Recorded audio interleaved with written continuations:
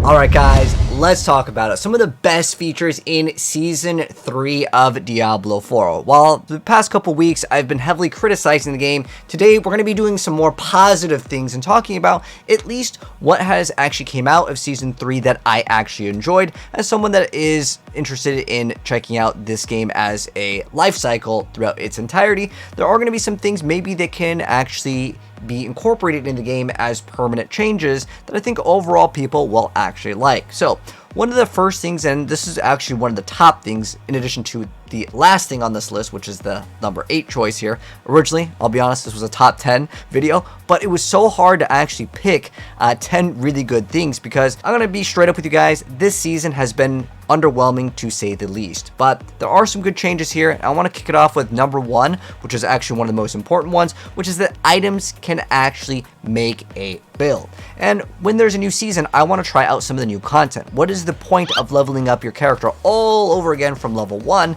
Well, it's to try out some new builds, and some of these newer builds can actually be incorporated in, and there are several different classes that have some new toys, one of them being like, let's say, the Starfall Coronet. There is the Rogue with the buffed up Sky Hunter, as well as with the Precision passive that basically kind of makes you want to try out some newer builds.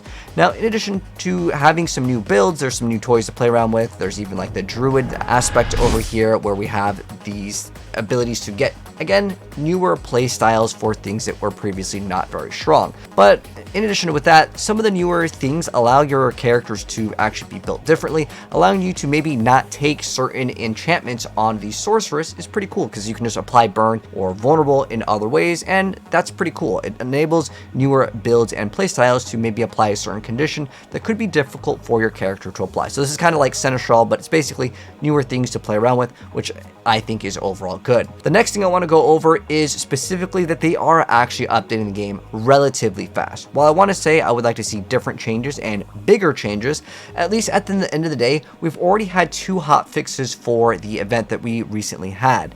And I think this is a good thing because even though it might not fix all of the issues with Diablo, at least when something comes out, they are going to be reactive to it relatively quick. Now, I'm going to be honest, it would be great to see that the XP already started at, let's say, 100% versus the event comes out or something comes out, people feel like it's underwhelming, and Blizzard's like, okay, instantly, let's go ahead and buff it up. At the end of the day, with any video game, the fact that they are actually going to react at all is still a sign of that they do care about the game. Whether that they actually understand what the underlying core issues are is another subject, but I still want to give them credit where credit is due. The next thing that I want to talk about is that with the upgrades of the Shenstone, basically with the little pet that you get, a lot of people felt like it was underwhelming, and they essentially decided to buff up some of the numbers, which is good, and on top of that, they made it a little bit faster. And I want to say, at least in the very beginning, you don't really feel the pet, but towards the end, it will become stronger. There's already videos up on YouTube where it is soloing the Uber bosses, and so, therefore, yeah, at the end game, it is going to be a lot stronger, and I want to say, through my initial impressions, it was very, very weak, and it is largely seen as very weak in the earlier stages of the progression, versus if we had Season 2's like powers, it's still not even close. Like if anyone has played Season 2 and has leveled up with Humomancy, you know it's night and day difference. But at the end of the day, at least there's something to look forward to when you actually get your Seneschal and some of these little like stones upgrade. I'm going to admit, this video is mainly going to be talking about the positive things, but I really wish that we felt some of the power a little bit earlier on, but that's just some like, extra bonus feedback over there.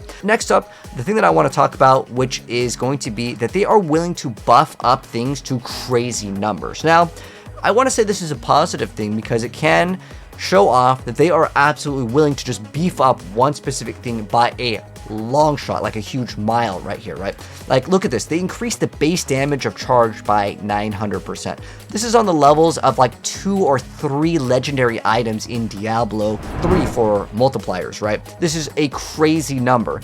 And while I want to say, I wish that we saw like the same sort of boost to Necromancer minions because they're still not a really great minion build in the game. Again, we're trying to keep it positive here. At least the way I see it is, well, maybe this is the skill for Barbarian this season, and the fact that they're willing to take any skill and just beef it up by 900% shows that, hey, we definitely want to make it so in some seasons, this is just going to be the skill that you can absolutely have a blast with, because when you increase something by 900%, and we've never seen this before in Diablo, I think in general, I don't think anything has got like a 900% just boost as a buff to its flat like rate in terms of its damage. It shows that they are willing to just make whatever, you know, skill that they want to be meta or strong, they're going to be able to do it. And one of their philosophies in the game was to refresh the meta, and if you increase anything by 900%, yeah, they're going to be able to instantly just fix it and make it instantly meta if they want to. It is just a very big shift into a direction I never thought this game would go in, to give you like a Diablo 3 multiplier, but it shows that they will make changes if they want to make changes to whatever. The next thing has to do with the Uber uniques. So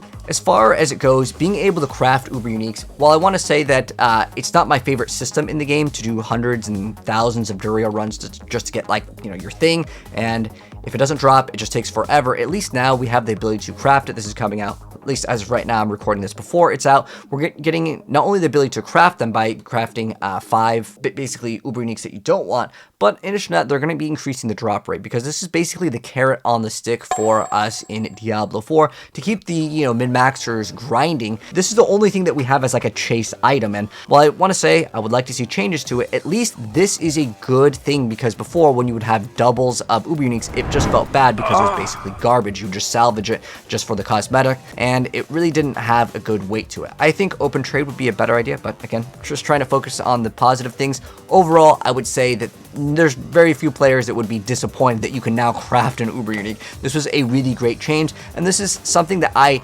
directly suggested, that we had these Uber unique shards that we would collect, and then we could craft whatever we want, because it's just so hard to get them.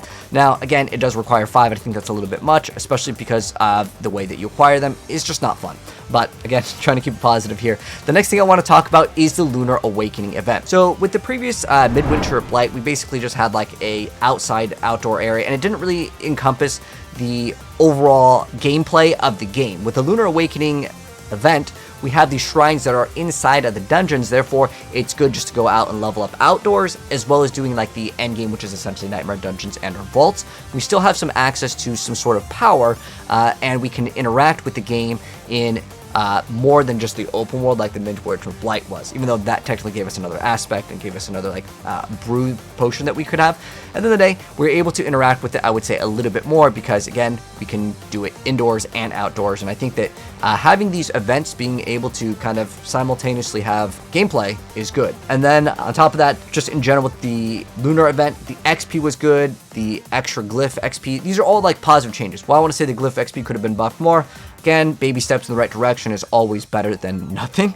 And the next thing I want to talk about is vaults over Nightmare Dungeons. I was already really tired of doing Nightmare Dungeons, but one of the things overall in the vaults that's much better than Nightmare Dungeons is specifically not having to deal with a boss. This is actually very big for any of the non-meta builds, as some of the bosses would take simply just too long to kill, or it's just too difficult because you would run out of resources. So having this like survive for 30 seconds is much better than a boss for a lot of the bad builds, because if you don't happen to have like a meta build on a boss, the difference between one-shotting and taking 3 or 4 minutes can significantly increase the speed at what is considered a viable build. So I want to say overall, vaults is better than Nightmare Dungeons, even though they're kind of similar.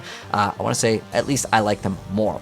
Now, the last thing, and I think is one of the most important things that we actually have seen from Season 3, is specifically the updates to the Uber uniques. These are supposed to be the endgame chase items, and Ring of the Stars, guys, was one of the most garbage things ever for multiple reasons. One, you couldn't use any of your skills. Two, when you would activate even a evade, it actually reset the stacks. It was basically an item that was super undertested because, well, maybe they thought no one would get it. I don't know. But it was so incredibly bad because it would reset, and on top of that, because crit multi is not a multiplicative value, it kind of loses out on its overall power, because you could just roll life on another ring and it would be pretty much better. But now with the ability for it to just be a lot stronger, giving you X40, it's almost like 2 aspects in one over here in terms of the damage that it is adding, so it's much better. And Melted Heart of Selig also got a nice little buff over there. And I want to say these Uber chase unique items should be absolutely good, so it's great to see that they are buffing some of the ones that aren't that great. But those are mine. Let me know your guys' thoughts down below on some of the things that you actually like, trying to keep it positive over here in this video, as well, I've been heavily criticizing the game, and we'll definitely do more of those. So if you're new, subscribe to the bell. I'll see you guys in the next one. Peace out.